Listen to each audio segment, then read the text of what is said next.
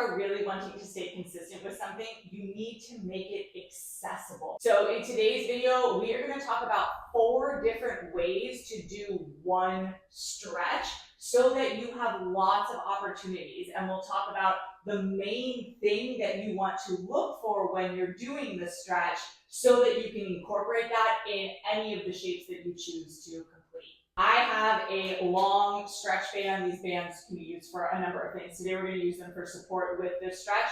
So if you'd like to, you can grab something like a band. If you have it, you could also grab a towel to loop around your foot, or even a t-shirt or a long sleeve t-shirt that has sleeves on it, so that you have something to be able to grab your foot and then be able to pull into it. And I'll tell you how you're going to use that in just a moment.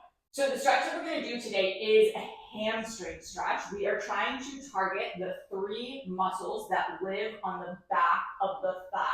They connect to the back of the knee and up at the bottom of the pelvis. And that information is important because so often when people come into this stretch, they're just thinking about trying to get their torso down to their thigh, and that's great. But really, I could not be stretching my hamstring and just sort of fold over, right? If I am not actively targeting that musculature and just trying to get my nose to my knee or my sternum, my torso down to my thigh, then my hamstrings could not be getting the most out of the shape. And instead, I'm just sort of trying to get my nose to my knee. This is what I want you to think about when you are stretching.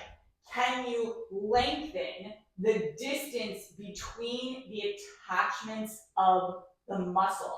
So muscle attaches to our bone, right? And we want to think about actually increasing the distance. It's not like you're going to pull your body apart, but increasing the distance from the 2 attachments. I'm going to start with a seated shape. I am literally sitting in my chair. My one leg is going to come out. And before I even dive into using the band, I want to think about trying to tilt my pelvis backwards. I'm trying to take the bottom portion of the pelvis and pull it back behind. That means that the top portion of the pelvis is tilting forward, right? People often refer to the pelvis like a bowl, so you can think about that here if that is helpful. The front portion is going to dive forward and the bottom portion is going to pull backwards. That's taking care of the attachment up at the top near the pelvis. Now we want to get to the attachment down by the knee. And in order to do that, you're going to straighten the leg all the way out. And before you do anything with your torso, I want you to begin to pull your toes up towards your kneecap. Simultaneously, at the same time, also pull your tail backwards, almost like you were trying to put your bum into the crease of the chair or whatever surface you are seated upon. Now, from there, start to lean forward, right? Already, that increases the stretch. If you want to, you could go back and stretch how you normally do, right? Just kind of pop the leg out and reach down for the toes. There's nothing wrong with that stretch. I'm just trying to show you a way where you can get more for what you're doing and potentially be able to ease the stretch into more portions of your day, because that's how we get the greatest benefit, is when we're able to do this stuff intermittently throughout our day versus, oh, I only stretch one time and that's it. Okay, so we've got our 2 spots, the tail pointing backwards and the toes pulling up.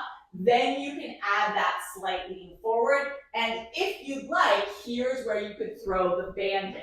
So pulling the band to the inside arch of the foot, right? I just sort of have it right across the center of the foot. I'm going to pull up on the band. I'm bringing my toes up towards my kneecap, tilting the tail back, and then leaning into it. Simultaneously using my hands, my arms, to pull up on my foot. I can then fold as far forward as I'd like, but the idea is to get as much of the stretch from the belly of the muscle itself without having to move into that forward fold. For this next portion, we are going to do literally the exact same thing. We're just going to add some elevation.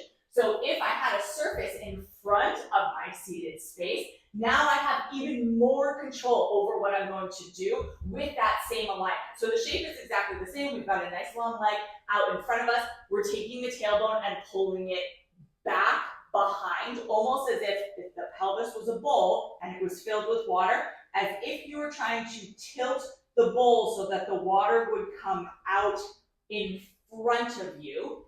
Then pull the toes up towards your kneecap. Notice that stretch.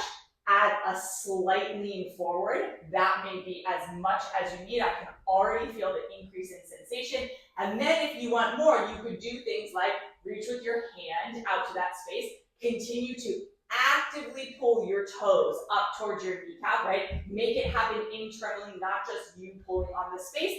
And then if you wanted to, you could also add the band right around the arch of the foot. Same thing, tail goes back, toes go in towards that kneecap, and then using the straps to help pull yourself even deeper to into that space, all while keeping everything else that we just talked about.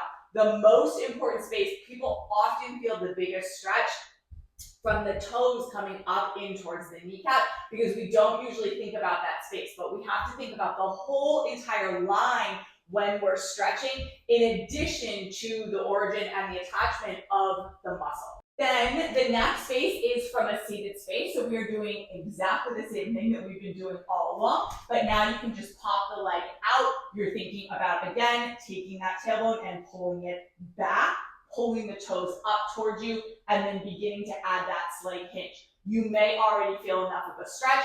Think less about trying to get your torso over to your thigh and more about what is happening in the actual leg itself.